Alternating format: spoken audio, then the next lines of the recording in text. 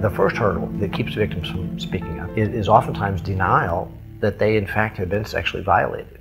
For many victims, it takes years before they realize that really what happened to them was in fact a sexual violation. Another huge obstacle is that victims oftentimes feel ashamed.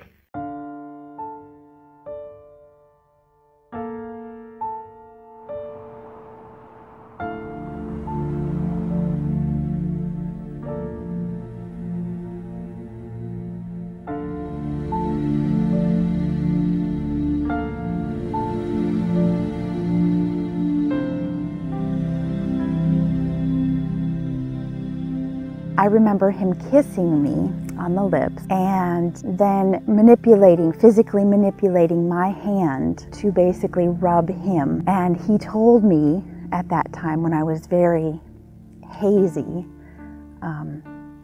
he said, "It's okay, this is just how we wake you up." I felt ashamed myself because I thought, if it was a dream, how disgusting. Why would my mind be giving me that information when I was unconscious or very heavily sedated?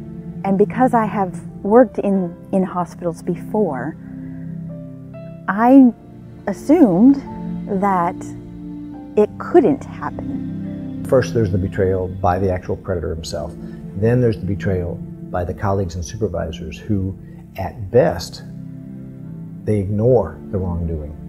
And at worst, they actively try to conceal the wrongdoing. At least the administration, the CEO, and a couple other people in the hospital here should have taken steps at least 3 years before my surgery, because there were allegations.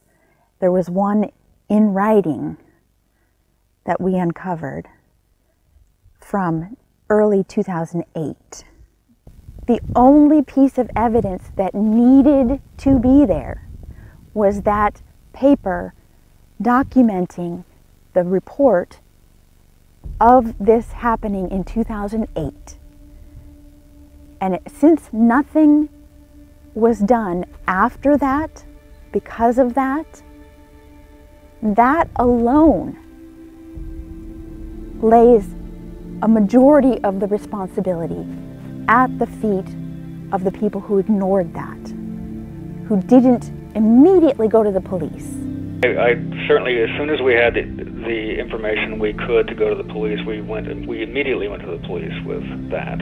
I can't really elaborate on that, but it's certainly not a case of us ignoring accusations ever. The police believed that the hospital was trying to manipulate them and steer blame away from them. And the hospital was found guilty of negligence in 2 separate civil trials. I don't feel like I'm free, because at any time, if something happens, I could be taken to that hospital, Mid-Columbia Medical Center, because I can't trust those in power.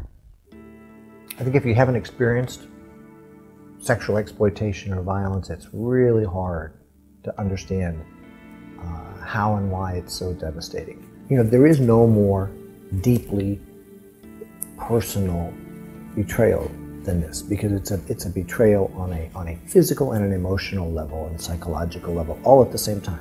As soon as I started going through the process with the criminal system, I was diagnosed with PTSD.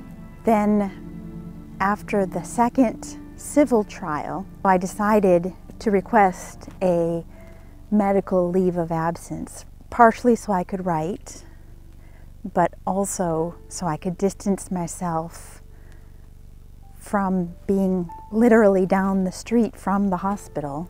But people just don't understand. They don't seem to understand. They don't want to believe that they too are still vulnerable.